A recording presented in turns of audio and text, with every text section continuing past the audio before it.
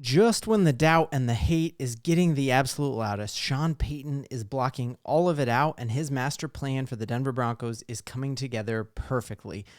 In this video, we're going to break down how Sean Payton has really recreated the 2010 New Orleans Saints Super Bowl offense with this current Denver Broncos offense, and it is insane to see the similarities between sizes and route flexibility and just exactly how that is going to help propel the Denver Broncos to break a 8-year playoff drought. We're going to break all that down and a ton more in this video, including going over who is the biggest breakout player on this offense. If you're new to the channel, I'm Ben. I'm a diehard Denver Broncos fan. It helps me out a ton if you would hit that like and subscribe button. So obviously 2010, Sean Payton took the league by storm. He was way ahead of everyone else. That's why Dick Vermeil said he's one of the best offensive minds of the entire decade. And what he really did was had different molds of receivers. And it is insane to see how those different molds of receivers map to our current roster and our current talent. And so starting off just at, obviously, you have Drew Brees, quick decision maker, very smart player, surrounded in the game, and didn't have insane arm talent like you see with like a Patrick Mahomes. He wouldn't roll to the left and fling it off, but he was quick decision maker and got the ball where it needed to be. That is completely mapped out and fits with Bo Nix, and we've heard that similarity over and over and over again. Then he had a big-bodied receiver in Marques Colston, who he picked up in the 7th round. Some people are saying, is that what he sees for Devon Vele? But if we look not like developmentally, but just like who do we have on this roster who is exactly like that? And I think we have multiple players who fit the Marques Colston role, starting off with our man Courtland Sutton, who went to Camp Steady and is throwing with players. There is questions about is Courtland Sutton going to be on this team long-term? I think he is, and he fits that absolutely perfectly. However, if for whatever reason he ends up getting traded or they don't sign a deal with him, I think we also have that very similar type of player and playmaker in Tim Patrick. Both of them very big-bodied players with a huge catch radius that really can help take the top off of a defense by, just going deep and jump balling. And that's exactly what Marques Colston did.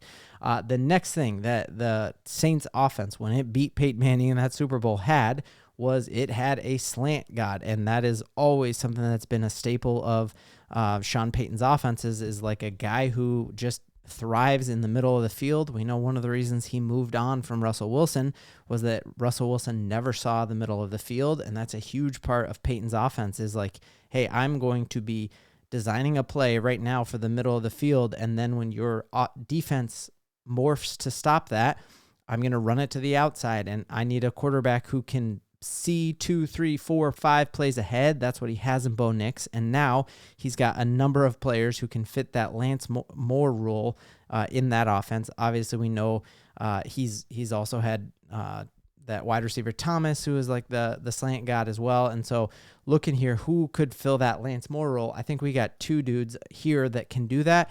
Josh Reynolds also, he's bigger than Lance Moore was, but if we look at how he kind of thrived in the Detroit Lions offense, he killed it with the slant route. And so I think that is a really great fit there that we'll have him. We also have Jalen Virgil coming back. He had a knee injury, and if you look at the highlights of him running routes now, not only was he an incredible kick returner in college, he also can really thrive with his route running, especially in the middle. And I see really awesome mappings there between Jalen Virgil and Lance Moore. And then the other person who was actually at Camp Steady running routes was Michael Bandy.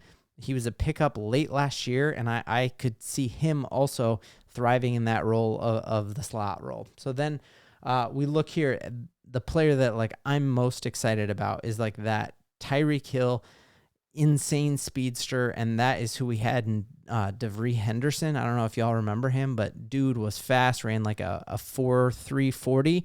Who on this roster do we have who everyone is saying is the most likely breakout candidate on this offense, who also ran a 4.3 40, but unlike Xavier Worthy or other players who just have insane fast 40s, it seems like the Raiders every year just picked whoever ran the fastest, even if they weren't good in pads or couldn't catch the ball. I think that's what the Chiefs did in picking up Xavier Worthy as well.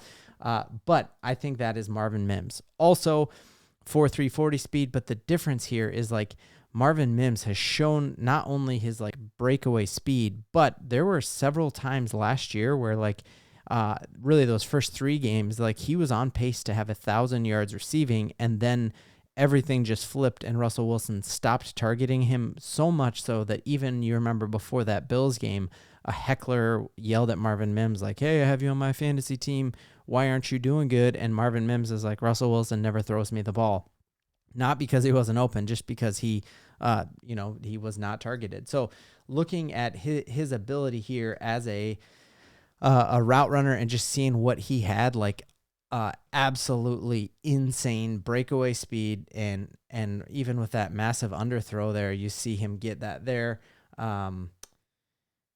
Watching this play here earlier on in the season against the Chiefs, just look at that. I mean, with press coverage, his ability to beat that off the top and right there.